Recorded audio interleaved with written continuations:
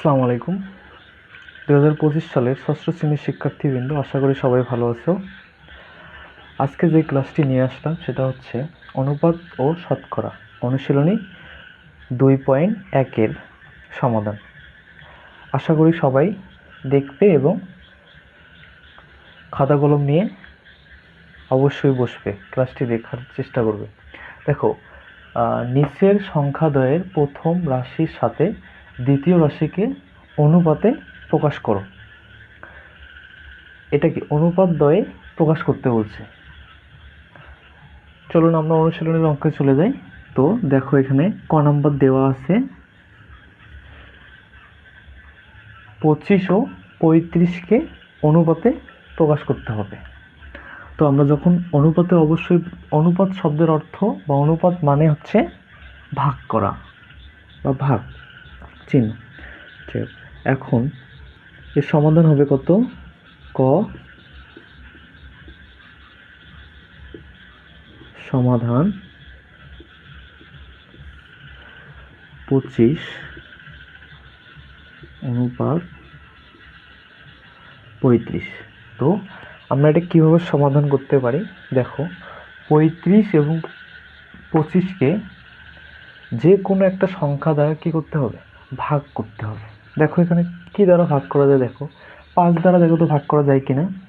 যে এখানে 5 5 25 এবং 5 7 35, অবশ্যই হ্যাঁ, 5 দ্বারা আমরা ভাগ করতে পারি। তো সমান 5 ভাগ 5। তো আমরা এখানে লিখে দিতে হবে যে উভয় পক্ষকে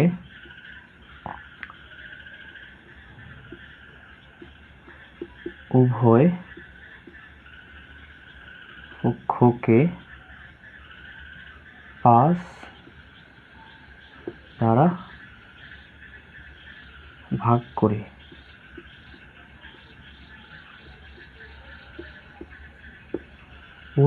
কি দ্বারা ভাগ করছি? 5 দ্বারা ভাগ করি। তাহলে দেখো এখানে কাঠো 5 দ্বারা ভাগ করলে হয় 5 5 25 এবং 5 7 হয় কত? 35। তো আমরা এখানে লিখতে পারি, এখানে কত পাইলাম? 5 পাইলাম, অনুপাত 7 পাইলাম। তো এটা একদম সহজ। এর উত্তর হবে কত? এটাই হচ্ছে কি উত্তর। তাহলে উত্তর হবে কত? 5 অনুপাত 7। এটা একদম কি সহজ।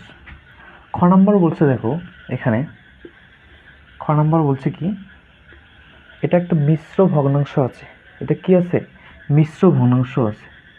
তো আমরা এই ভগ্নাংশটাকে কি করতে হবে? অপ্রকৃত ভগ্নাংশ নিতে হবে। অপ্রকৃত ভগ্নাংশ নিতে হবে। অপ্রকৃত যখন ভগ্নাংশ নিয়ে যাবো, এটা 5, এটা হচ্ছে খ। তো দেখো সমাধান আমরা কীভাবে লিখতে পারি? দেখো 7 3/1 অনুপাত, আমরা একবার ডিরেক্ট অনুপাত দিয়ে নিলাম, 9 2 5। তো এটাকে আমরা কি অপ্রকৃত ভগ্নাংশে বের করব। তো অপ্রকৃত ভগ্নাংশ যখন আমরা বের করব, তখন কীভাবে করতে হবে? যেমন 3 এর সাথে মনে মনে কী করতে হবে? 1 ধরতে হবে। তাহলে এখানকার লসা 1 আর 3-এর লসাগু হবে 3। তো 3 দ্বারা কি 1 3 অক্ষে 3 7, 7 মানে 3, আবার গুণ করতে হবে 7-এর সাথে এবং যোগ করতে হবে কার সাথে? 1। তোমরা ওইভাবে করতে পারো, ডিরেক্ট আমরা করতে পারি এভাবে। দেখো সমান 3-এর 3 থাকবে এখানে, 3 গুণন 7 যোগ 1। তো তোমরা সচরাচর এভাবেই করবে, এভাবে সহজ হয়ে যায়। তো অনুপাত এখানে 5 ঠিক থাকবে। তো 5 গুণন 9 যোগ 2। তো এটাকে কি গুণ করতে হবে এবং কি যোগ করতে হবে। তো দেখো যোগ আমরা কীভাবে করব? যে 3 শত 21 আর 1 22 এবং নিচে কত? 3 অনুপাত। তো এটাকে গুণ করতে হবে, যে 5 নং 45 আর 2 হবে কত? 47 ভাগ 5। তো আমরা এটাকে কি করতে হবে? যে কোনো সংখ্যা দ্বারা কি করতে, আবার ভাগ করতে হবে। দেখো আমরা এখানে কি দ্বারা ভাগ করতে পারি? দেখো এখানে 3 আছে এবং এখানে 5 আছে, তাহলে হর আমাদের কি সমান নয়। তো আমাকে অবশ্যই গুণ করতে হবে এখানে, তাহলে এখানে ভাগ অবস্থায় আছে কিন্তু তারপর আমরা কি 3 দ্বারা এটাকে ভাগ করতে পারি না, 5 দ্বারা এটাকেও কি ভাগ করতে পারি না। যখন আমরা কি করব 15 দ্বারা গুণ করব সেক্ষেত্রে আমাদের অঙ্কটা অনুপাত দ্বয়ে প্রকাশ হয়ে যাবে। তো আমরা দেখো 22 ভাগ 3 গুণন 15, 47 ভাগ 5 গুণন 15। তো দেখো এখানে লিখে দিতে হবে অবশ্যই যে 15 দ্বারা গুণ করে পাই। তো এইভাবে লিখে দিতে হবে। তাহলে দেখো 3 5 15 আর 3 5 এখানে কত হবে 3 হবে, 3 5 15, তাহলে কাটাকাটি গেল। তো আমরা সেক্ষেত্রে আমার এখানে কত 5 22 কত হয় 5 22 হবে কত 110 অনুপাত, এবং 47কে 3 দ্বারা গুণ করলে আমরা কত পাবো 141 পাবো। এটাই আমাদের কি অনুপাত দ্বয় প্রকাশ হয়ে গেল। তাহলে এটা আমাদের কি উত্তর, এটাই আমাদের উত্তর। তো এখানে জাস্ট একটা জিনিস মাথায় রাখতে হবে, এই 15 দ্বারা কি করতে হবে এখানে গুণ করতে হবে। কেন গুণ করতে হবে, কারণ নিচে এই হর কি 1 নয়, যদি 1 না থাকে তাহলে আমাদের কি 15 দ্বারা গুণ করে তাহলে আমরা কাটাকাটি করে কি অনুপাত দ্বয় প্রকাশ করতে পারবো। এরপর আসবো আমরা গয়ে। গ নম্বর প্রশ্নে কি বলছো দেখো, 1 বছর 2 মাস ও 7 মাস, এটাকে কি করতে হবে গ নম্বর প্রশ্ন। 1 বছর 2 মাস, 1 বছর 2 মাস ও 7 মাস, এটাকে কি করতে হবে অনুপাত দ্বয়ে প্রকাশ করতে হবে, অনুপাত দ্বয়ে প্রকাশ করতে হবে। তো সমাধান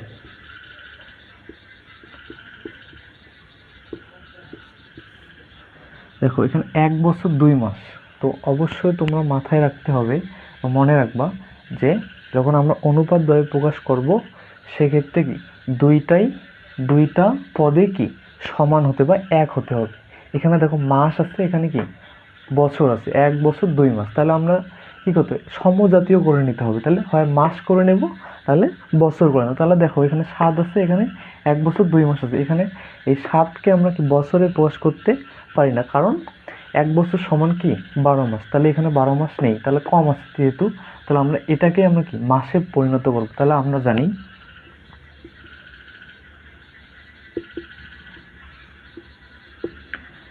1 বছর সমান 12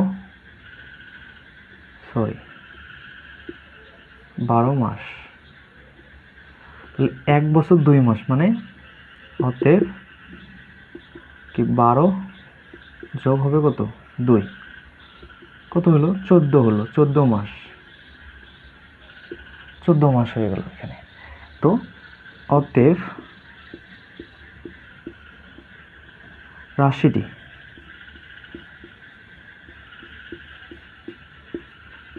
রাশিটি হবে কত 14 অনুপাত, এখানে কত দেওয়া আছে 7। তো এই 7কে আমরা কি করতে পারি 14 এবং 7কে আমরা কি ভাগ করতে পারি, বা অনুপাত মানেই কি করতে হবে ভাগ করতে হবে। তো আমরা কত দ্বারা ভাগ করতে পারি 2 দ্বারা। দেখো তো এখানে 7 দ্বারা ভাগ করা যায় কিনা, অবশ্যই হ্যাঁ 7 দ্বারা ভাগ করা যাবে। ভাগ কত 7 অনুপাত 7 অনুপাত হবে কত 7। তো এটা অবশ্যই লিখে দিতে হবে 7 দ্বারা ভাগ করে পাই, 7 দ্বারা ভাগ করে পাই, 7 দ্বারা ভাগ করে, তাহলে 7 দুগুণে কত হবে 14, 7কে 7 ভাগ করলে কি 7 হয়, তাহলে 2 অনুপাত হবে কত 1। তো এটাই আমাদের কি অ্যান্সার হয়ে গেল। তাহলে আমার এখানে অল্প একটু কাজ, 1 বছরকে মাসে পরিণত করতে হবে। তো গ নম্বর আশা করি বুঝেছো, এবং এরপর আসবো আমরা ঘয়ে চলে যাব। ঘ নম্বর বলছে যে 7 কেজি ও 2 কেজি 300 গ্রাম। ঘ নম্বর বলছে 7 কেজি ও 2 কেজি 300 গ্রাম। 7 কেজি ও 2 কেজি 300 গ্রাম কি করতে হবে? অনুপাতে প্রকাশ করতে হবে। তো দেখো এখানে 7 কেজি, এখানে আবার কেজি আছে এবং গ্রাম আছে।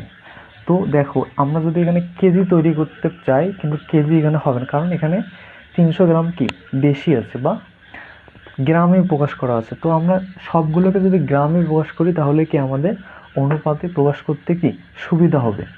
সেক্ষেত্রে সমাধান হবে, দেখো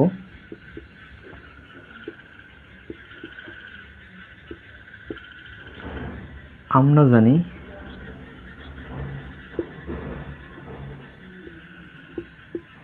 1 কেজি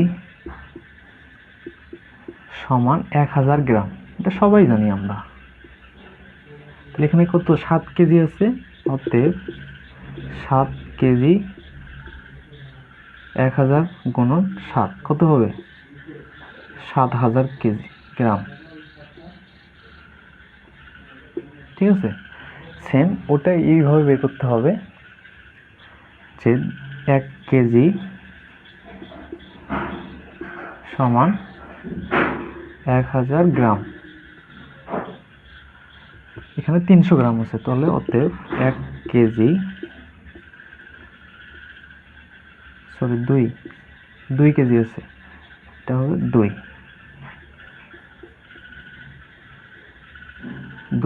যোগ 300 গ্রাম, এখানে 300টা আমি দিয়ে দিলাম।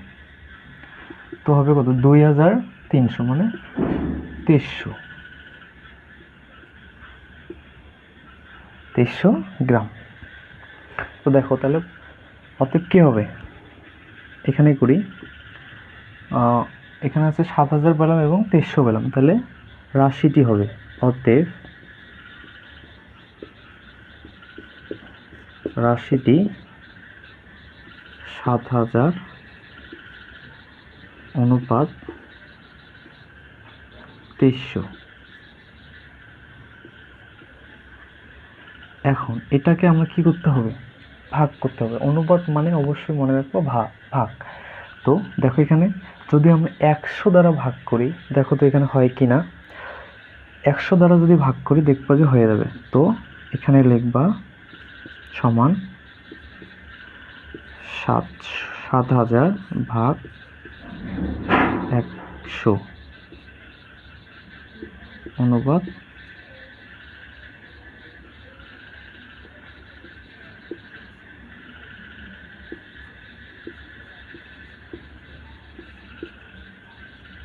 100। ওকে, তো এখানে কি লিখে দিতে হবে যে 7কে কত হয় 70, এখানে ভাগ করলে হয় কত 23। তাহলে উত্তর কত হবে? এই 7000কে 100 দ্বারা ভাগ করলে হবে কত 70, এবং 100 দ্বারা 2300কে ভাগ করলে হবে কত 23। তাহলে উত্তর বের হলো আমাদের 70 অনুপাত 23। ওকে, আশা করি বুঝতে পারছো। এবং এখানে জাস্ট বলে দিতে হবে 100 দ্বারা ভাগ করে, বা তুমি উত্তরে বলে দিতে পারো 100 দ্বারা ভাগ করি। তো এভাবে কি উত্তরটা, এটাই আমাদের কি উত্তর 70 অনুপাত 23। ওকে, আশা করি বুঝতে পারছো। একের আবার আরেকটা অঙ্ক আছে, সেটা হচ্ছে ওমো নাম্বার। ওমো নাম্বারটা দেখো,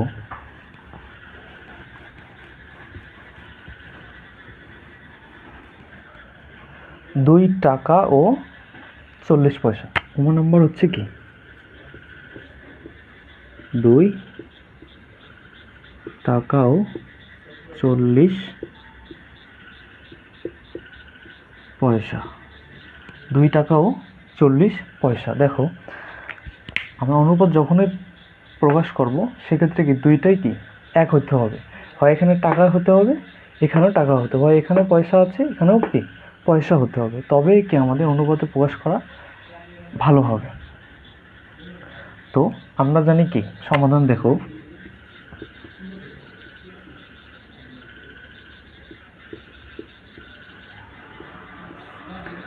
এখন যেহেতু পয়সা নেই আমাদের, কিন্তু টাকা আছে 2 টাকা 3 টাকা, কিন্তু আমাদের এখন পয়সার কোনো হয় না। তো সেক্ষেত্রে আমরা কি এখানে করতে পারি, দেখো আমরা জানি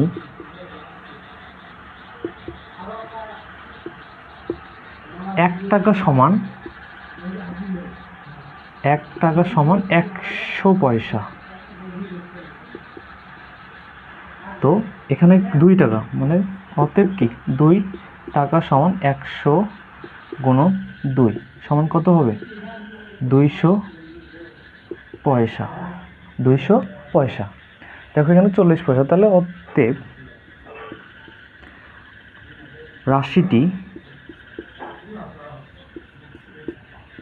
রাশিটি হবে কত, 200, একবার আমরা অনুপাত দিয়ে নিলাম 40 পয়সা, 40। হ্যাঁ, এখন এই 200 অনুপাত 40কে কি দ্বারা ভাগ করা যায়, দেখো যদি আমরা 200কে 40 দিয়ে ভাগ করি আমরা পাবো 5, এবং 40কে ভাগ করলে আমরা পাবো 1। দেখো 40 দ্বারা ভাগ করলাম, ঠিক আছে, এখানে লিখে দিতে হবে 40 দ্বারা ভাগ করি, কি করতে হবে, 40 দ্বারা ভাগ করি।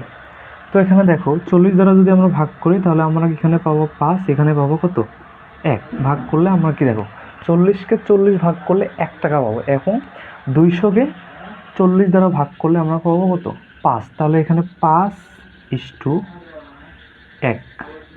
তো এটাই আমাদের কি উত্তর, এটাই হচ্ছে আমাদের কি উত্তর। তো আশা করি অনুপাত ও শতকরা অনুশীলনের 2.1-এর 1 নংয়ের যে সমাধান 5টা করলাম, আশা করি আপনাদের ভালো লেগেছে, এবং যদি আমাদের এই চ্যানেলটি সাবস্ক্রাইব করে থাকেন তাহলে অসংখ্য ধন্যবাদ, এবং যারা করেননি তারা আরাফাত স্টাডি জোনে সাবস্ক্রাইব করে এবং পাশে থাকবেন। ধন্যবাদ সবাইকে, আসসালামু আলাইকুম।